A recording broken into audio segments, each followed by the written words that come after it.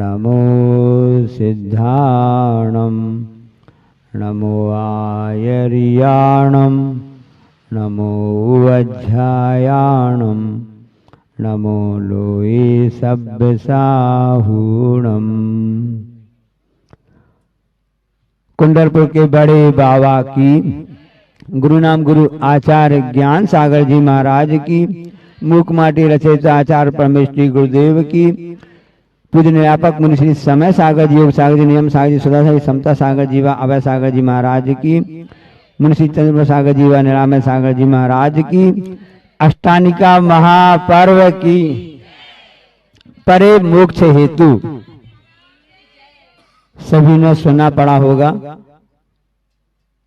आचार्य उमा स्वामी महाराज जी का यह सूत्र है। तत्व सूत्र में परे मोक्ष हेतु मतलब जो बात के दोनों हैं मोक्ष के कारण हैं। इसका मतलब जो पहले के वो किसके कारण कहला गए? संसार के कारण कहला गए। बात चल रही है ध्यान की। हमें ध्यान ही नहीं रहता हम क्या कर रहे हैं। ऐसा नहीं है, जीव को हमेशा ध्यान रहता है। अब कोई भी ध्यान हो सकता है। जो मोक्ष के कारण है वह धर्म ध्यान और शुक्ल ध्यान है। जो संसार के कारण है वो आत्म ध्यान और रज ध्यान है। सभी जानते हैं। सब ध्यान से सुन रहे कि नहीं सुन रहे आप लोग? हाँ। तो ध्यान की बात चल रही है। तो मोक्ष के कारण क्या है और संसार के कारण क्या है, दोनों के हेतु कौन से हैं, ये ध्यान में रहना चाहिए। ध्यान तो रहता है महाराज जी, लेकिन ध्यान हट जाता है। तो आत्म ध्यान और रज ध्यान ये जो संसार के कारण है। अब आत्म ध्यान किसे कहते हैं, कौन से कहलाते हैं? सामायिक पाठ में पढ़ते ना, इष्ट वियोग अनिष्ट योग में विश्व मनाता है मातम, हे सभी है विषय वासना उपाधि निर्मल आत्म। तो हमारी जो आत्मा है, जो जीव तत्व है, वही उपाधि है। बाकी सभी तो हे है। हे कौन से हैं? इष्ट वियोग अनिष्ट संयोग। क्यों हे है? क्योंकि आत्म ध्यान है और इस संसार के कारण है। तो उन आत्म ध्यानों को रोकने का उपाय क्या है? अब इष्ट का वियोग क्या कहलाता है? जिसको हम चाहते हैं, जिसको हम अपना समझते हैं, जो हमें पसंद है, उसका यदि वियोग हो जाता है तो हमको आत्म ध्यान होने लगता है। अनिष्ट संयोग क्या कहलाता है?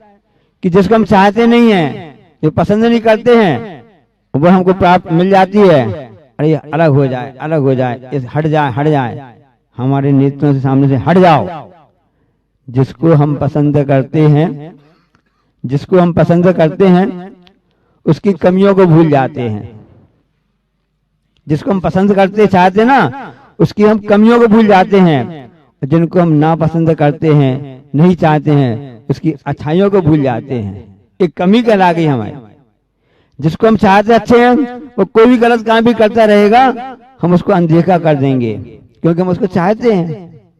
और जिसको हम चाहते नहीं है, पसंद नहीं करते हैं, तो थोड़ा भी उसकी अच्छाई भी हम सुन नहीं सकते हैं, क्योंकि हमको पसंद नहीं है वो व्यक्ति। ये हमारी कमी कहला गई। तो इष्ट वियोग कि हम नहीं चाह रहे, जो हम जिसको हम चाह रहे थे, वह चाहे हमारे परिवार के सदस्य हों, हमारे मित्र हों, यदि उनका मरण आदि हो जाता है तो हम कितनी आकुलता व्याकुलता होती रहती है। उस समय ये आधन कहलाता है।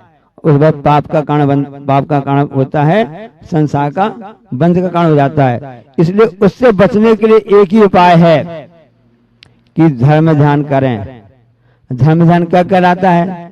कि भगवान की स्तुति पूजन आराधना करें, जनवाणी का श्रवण करें, परोपकार करें, गुरु की आराधना करें। ये धर्म ध्यान है। माला फेरें, विधान करें, सब धर्म ध्यान के साधन है। तो धर्म ध्यान बहुत ही सरल है।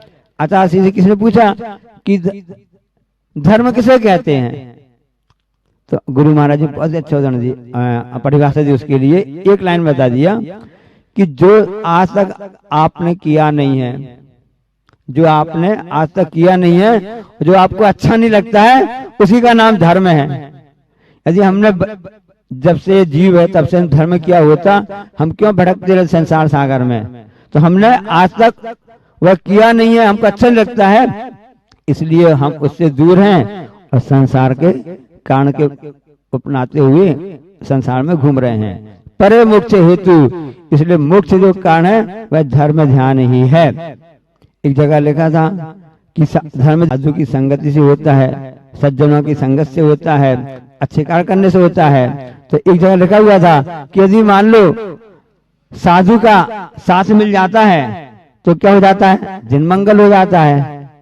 साधु का साथ मिल जाता तो दिन मंगल हो जाता है, और यदि साधु से फरियाद कर ली तो मन मंगल हो जाता है। होता नहीं होता, फरियाद कर ली तो मन मंगल हो जाता है, और यदि साधु के संतों के चरण स्पर्श कर लिए तो हमारा तन मंगल हो जाता है। होता नहीं था कि हम आज तो बड़े प्रसन्न हो गए, आज हमको ऐसा सौभाग्य मिल गया। और यदि साधु की शरण में आ गए तो चेतन मंगल हो जाता है, ये आत्मा मंगल हो जाता है। और यदि साधु के इसके लिए आवश्यक हम धर्म ध्यान करते रहें जो कि मोक्ष का कारण बनता है। एक कथानक आपने सुना होगा, आपको बता देते हैं कि वह विप्र परिवार से था, इतनी आय वगैरह नहीं होती थी घर का खर्च चल सके, सभी जगह भिक्षा मांगता था। परिवार में धर्मपत्नी भी थी, बेटे भी थे, उसको बड़ी दिक्कत आती थी कि सब जगह भिक्षा के लिए जाना पड़ता है और परेशानी होती है। यदि कोरोना वगैरह ऐसा माहौल बन जाता है और कोई ऐसी बीमारी आ जाती है तो लोगों को अपनी चिंता रहती है, पर की चिंता तो रहती नहीं है। ऐसी स्थिति में भीख में मिलना बड़ी मुश्किल हो जाती है, भिक्षा मिलना। उसने सोचा ये वो जो परेशानी होती है, क्यों न ऐसा किया जावे कि चल करके राजा के सामने मांग लिया जावे। राजा तो राजा होता है, उसमें सब काफी वैभव होता है, उदार भी होते हैं, तो सबके लिए देते हैं, हमको उसे मिल जाएगा तो हमारा परिवार का कल्याण हो जाएगा। इस भावना से वह सोच करके जाता है कौन सा दिन चुने, अच्छा करें। उन्होंने दशहरा का दिन आने वाला है, कल दशहरा का दिन आने वाला है, तो कल अपन चलकर वहां पर जाएंगे, राजा से मांगेंगे तो राजा हमको कुछ न कुछ अच्छी सामग्री दे देगा, कई दिन से हमारा खर्चा पानी निकल आएगा। उसने अपनी पत्नी से कहा कि कुछ थैली में सामान दे देना, वहां राजा के पास जाना पड़ेगा, तो कुछ खाने के लिए कुछ सामान दे दो। अब राजा वहां से रस से आ रहा था, सही देखो, राजा ने सोचा आज दशहरा का दिन है, अब मुझको जो सबसे पहले मिल जाएगा मैं उससे कुछ ना कुछ मांग लूंगा अपने राज्य के लिए। इसे जितने भी प्रजाजन है उनके कल्याण के लिए जो भी हमको मिल जाएगा, साधु संत मिल जाएगा, जो व्यक्ति मिल जाएगा, हम उससे भीख मांग लेंगे कि हमको दे दो, तो मेरी इसमें मान कसाई भी कम हो जाएगी। और दूसरी बात है कि हमको कुछ अच्छा मिल जाएगा, आज दशहरा का दिन है। अब यहाँ से वह जो विप्र था, जो काफी गरीबी में अपने दिन काट रहा था, यहाँ से जाना उसका होता है और वहां से रथ पर राजा का आना हो जाता है। अब वह सोचता है, विप्र सोचता है, अरे आज मेरा बड़ा अच्छा दिन है, मेरा दिन तो आज मंगल हो गया, क्योंकि सामने से राजा स्वयं आ रहे हैं और यहाँ पर राजा आ रहा था। सोचे सामने से ब्राह्मण आ रहे हैं, ब्राह्मण जो अच्छे होते हैं, अपनी अपनी मान्यता रहती है ना यार, इनके पास कुछ मांगेंगे, ये सबको आशीर्वाद देते। संत जैसे दिख रहे हैं कि झोली टांगे हुए थे, भिक्षा के हिसाब से चल रहे थे, जा रहे थे, इनसे कुछ मांगेंगे, जो भी हमको देंगे ये हमारे राज्य के लिए बहुत अच्छा होगा। अब वहां से राजा का आना हो रहा, यहाँ से विप्र का आना हो रहा है। जब वहां पर देखा तो राजा ने कहा कि अपने रथ से उतर गया और विप्र को प्रणाम करके बोला कि हे विप्र, आप मुझको दे दीजिए। वो विप्र सोचता है ये तो उल्टा हो गया, मैं तो इनसे मांगने के लिए जा रहा था, मैं इनसे तो मांगने जा रहा था, ये हमसे खुद मांग रहा है, हमसे खुद मांग रहे हैं। अब कोई बात नहीं, इन्हें मांगा है तो मैं भी इनको दे दूंगा। अब उसने अपने थैली में झोली जो टांगा हुआ था हाथ डाला, तो उसकी पत्नी ने उसके लिए रास्ते के लिए 2 मुट्ठी चावल दे दिए थे। चलो इसको कुछ तो दे मांग रहा है, उल्टा हो रहा है, उल्टी गंगा बह रही है। मैं इनके पास लेने जा रहा था, जो हमसे उल्टा मांग रहे हैं। अब देखो कैसा ध्यान चल रहा, आज और ध्यान कैसे चलता है हम आपको बता रहे हैं। अब उस हिसाब से उसने कहा चलो एक मुट्ठी इनको दे देते हैं।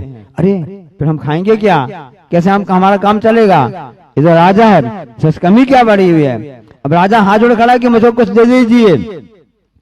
उसने झोली से मुट्ठी खोल के आंख निकाली और धीरे धीरे खोलता गया, जितना चावल गिर जाए उतना अच्छा रहेगा, अच्छा रहेगा। ऐसा करते करते उसने पूरा खोल दिया और उसने हाथ निकाला, उसके हाथ में एक चावल का दाना फंसा हुआ था। वो भी उसने बड़े मन में संकोच करते हुए और बहुत ही आधन करते हुए कि कैसे दे दूं, कैसे दे दूं, मैं तो सिर्फ मांगने आया था, हमसे मांग रहा, उल्टा हो रहा है। तब भी उसने बड़े मन मार करके उसको कहना चाहिए ना, ऐसा दान ऐसा कभी नहीं करना, दान में उत्साह रखना चाहिए। विधि द्रव्य दाति पात्र विशेषा तद विशेषा, दान करने में सब विशेषताएं आती जाती हैं। अब उसने एक दाना जो हाथ में उंगली में चिपक गया था उसी को दे दिया। राजा बड़ा प्रसन्न हो गया कि मुझको सुबह से किसी ने मुझको तो दे दिया, और उस दाना को लेकर के राजन वापस हो गया। और उसने कहा कि मैं ये बड़ा बहुमूल्य वस्तु है, और उसने उसके अपने राज भंडार में राजकोष से ना उसको सुरक्षित रख दिया। अब उसके अंदर की भावना देखो कितनी अच्छी थी कि वहां पर, अब यहाँ पर वह सोचते कि मुझको मिला तो कुछ नहीं है और पास का एक दाना भी चला गया है। लेने आए थे, क्या बोलते, चौबे जी आए, ऐसा, हाँ ऐसा हो गया कि हम इनसे मांगने आए थे, पास का गांठ का एक दाना और चला, साथ में भी चला गया। वो वापस आता है, कहता है कि आज तो कुछ सामग्री मिली नहीं और पास के दाना चला गया। अब चलो, उसने अपनी पत्नी जो सामान तुम हमको दिया था इसी को बना करके अपन इसका उपयोग करते हैं। उसने चावल को पूरा उड़ेल दिया। उसमें देखा कि पूरे चावल चावल ही थे, उसमें एक दाना सोने का चावल बन गया था। एक दाना सोने चावल बन गया था।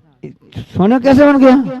अरे मैंने राजन को एक दाना दिया था।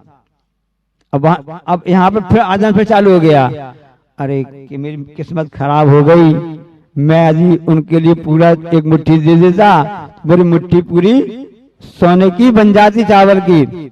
अब यहाँ उसका आदान चल रहा है कि मेरा इतना नुकसान हो गया, मेरे पास का चला गया, एक दाना मिला उसको सोने का, प्रसन्न नहीं हो रहा उसमें, और इतना नहीं बन पाया इसमें वह अप्रसन्न हो रहा है। और वहां पर राजन को एक दाना मिलता है, प्रसन्न हो जाता है, वह अपने राजकोष में रखता है। उस कारण से उसकी और समृद्धि, क्योंकि उसकी भावना कितनी अच्छी थी। ये भावना से आध्यान और ध्यान होते हैं, और भावना से ही धर्म ध्यान और शुक्ल ध्यान होते हैं। तो इष्ट वियोग अनिष्ट योग में विश्व मनाता है मातम। तो हमारे साथ कुछ चीज छूट जाती है, हम आकुल व्याकुल हो लेते हैं, और व्याकुलता का फल व्याकुलता है। इसलिए उपाधि हमारी आत्मा है, तो मैं उपाधि निर्मल आत्म है ना, मैं शांत निराकुल चेतन हूँ, है मुक्ति रमा सहचर मेरी, यह मोह तड़क तर टूट पड़े, प्रभु सार्थक फल पूजा तेरी।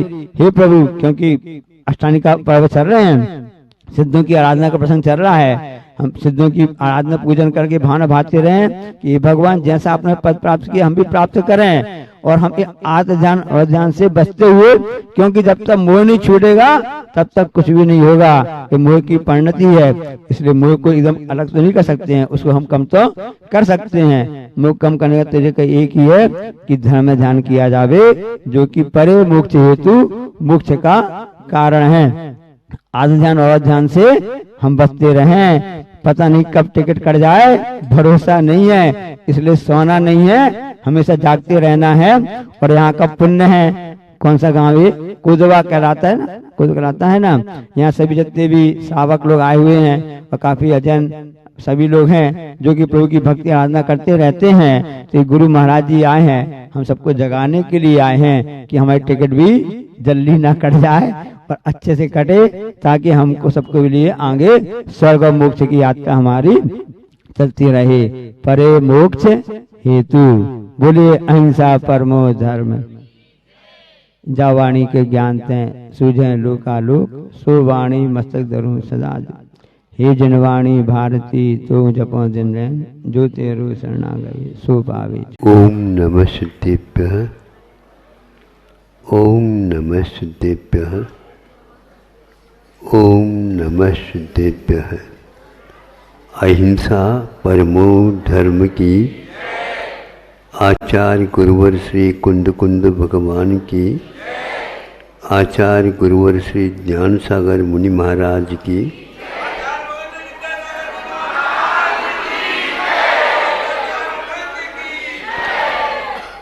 आत्मा का लक्षण उपयोग का।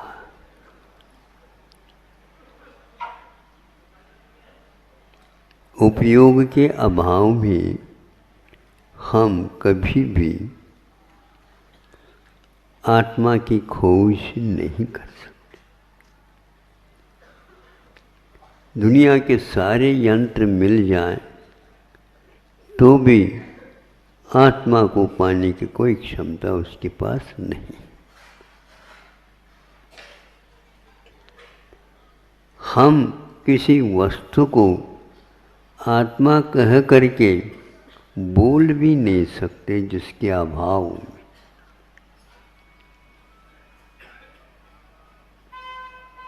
उसको उपयोग कहा है। उपयोग तो कीट पतंगों में भी है, किंतु मनुष्य अथवा जिसके पास संजीवन है, मन है, वही कथनचित पहचान सकता है। हमें आत्मा को देख करके दूसरे के सामने इसको परिचय के लिए रखना, ये हमारा अविवेक माना जाएगा। हमें अपने आप को पहचानना है तो वह इसलिए पहचानना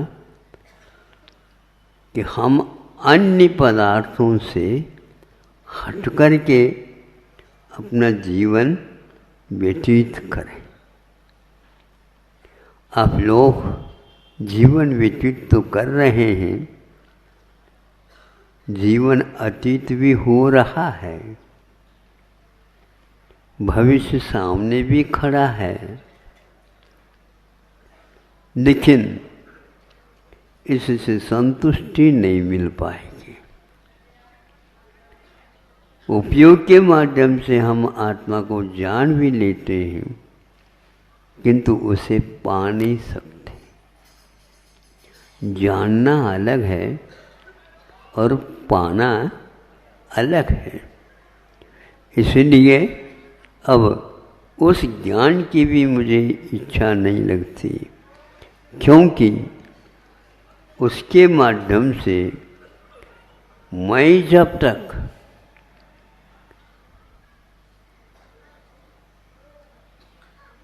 अन्य पदार्थों से अपने आप को अपनी ओर ला सकता हूँ तो मात्र मेरी वह दृढ़ निश्चय ही एकमात्र कारण।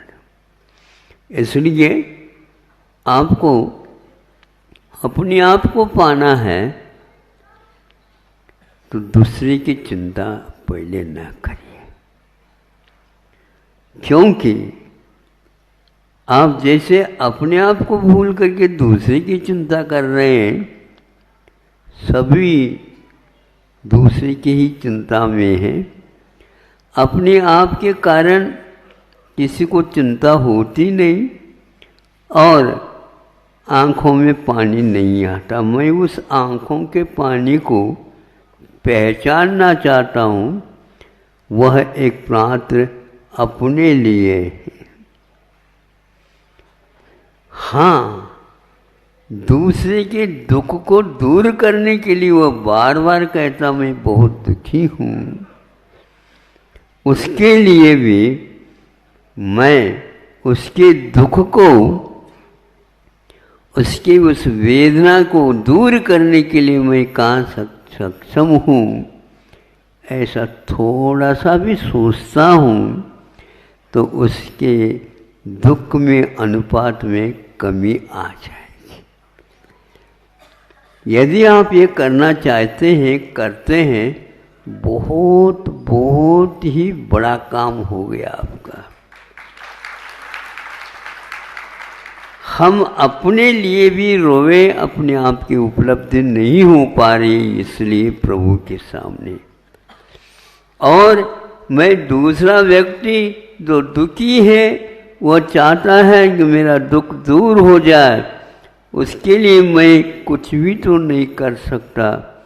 नहीं कर सकता ऐसा नहीं, 2 आंसू तो हम वहाँ पर छोड़ सकते।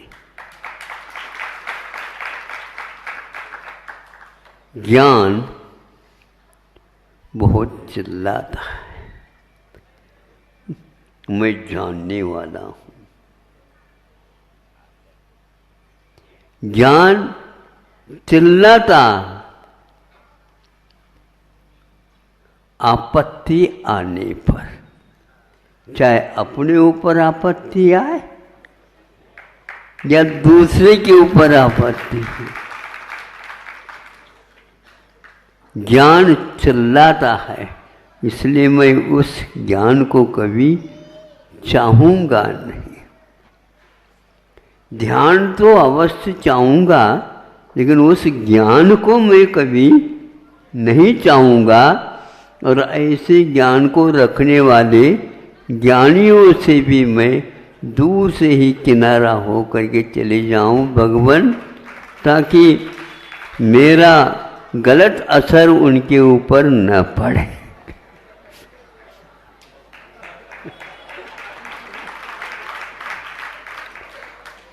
उसकी वो कृपा है। तो हाँ, आप पहचान कर लीजिए, कोई बात नहीं। बताओ, यह एक चालनी है और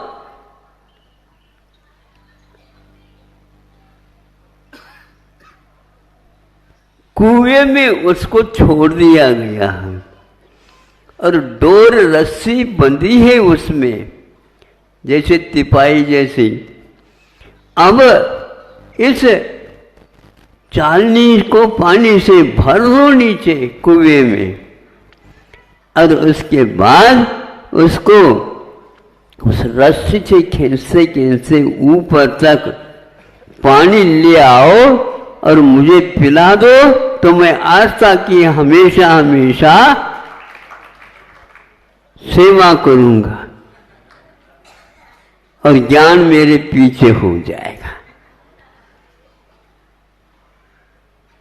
ठीक है, जैसी आपकी इच्छा। इच्छा क्या कहते हो, इसमें तो फेल हो जाओगे। फेल नहीं होऊंगा, उत्तीर्ण नहीं भी हूं, किंतु मैं अवश्य अनुत्तीर्ण होऊंगा, लेकिन फेल नहीं होऊंगा, क्योंकि इंग्लिश लोग फेल हो गए हैं और भले ही भारतीय अनुत्तीर्ण कुछ रह गए, उत्तीर्ण तो हो गए। उनके सहारे से सारे के सारे वो भी तिर जाएंगे। ऐसा ही हुआ। और खींचने लगा, वो खींचने लगा तो देखने लगा वो जिसने ये चालनी को भेजी, उसमें से एक बूंद भी नहीं गिर रहा। क्या हो रहा है? ये जादू कर रहा है।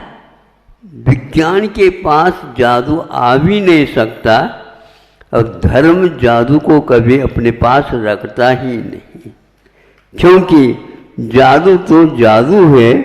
जादूगर आता है, वह धरती के ऊपर से मिट्टी लेता है, फूंकता है और कलदार 3-4 बन गिरा देता है रुपया। कोई एक व्यक्ति कहता है, अरे मिट्टी को भी चांदी के सिक्के बना रहे हो आप। धन्य है भारत, तो बिल्कुल अब सोने का चिड़िया बन जाएगा। नहीं बनेगा। जादूगर से आज तक कोई भी देश उन्नत नहीं हुआ। आपको दिखा रहा है बिल्कुल इतने कहाँ है? यदि वह कलदार रुपया होते तो मैं दद्दा अठन्नी दे दो। सेठ जी हम भूल गए, अठन्नी चवन्नी दे दो, चारने में भी काम चला दूंगा। इस प्रकार वह अपनी जादूगर दिखा करके अंत में ऐसा अपने पास धर्म और आस्था है, ये ऐसा नहीं मांगता। अब देखो ऊपर ले आए उसको, ये कैसी बात है, एक बूंद भी नहीं गिरी। देख लो वहां पर एक बूंद है क्या नहीं, देखता है तो बूंद भी नहीं। वो पानी कहाँ गया? वह पानी आस्था के प्रभाव से बर्फ बन गया।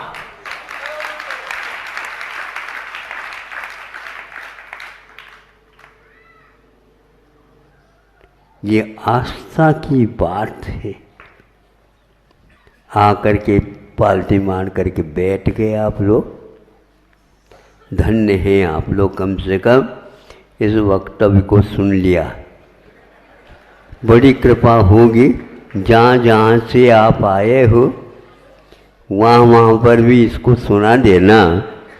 और अवश्य ही आचार संहिता में जो प्रचार प्रचार में लगे हैं उनके कानों तक भी ये चली जाए तो मैं अच्छा समझूंगा, ताकि आस्था की बात आज कम से कम आज सुनने के लिए तो लोग तैयार हैं। आस्था को मैं कहता हूँ कि इनके दिमाग थोड़े से फिर जाए। लोग महाराज ये क्या कह रहे हैं आप, इनका दिमाग फिर गया है, ये दिमाग इनका दिमाग फिर गया। फिरने का अर्थ ये है जिस ओर आपकी दृष्टि है उस दृष्टि से हट कर के ज्ञान के लिए आज विदेश तक पहुंच रहे हैं, अरबों खरबों का खर्च हो रहा है। यदि उसको भारत में जनहित कल्याण में लगा दो तो मैं समझूंगा आपके पास कुछ अंश से आस्था का भी प्रभाव पड़ा है और आप रास्ते पर अवश्य ही आ जाएंगे। आवे इसी भावना के साथ। अहिंसा परमो धर्म की।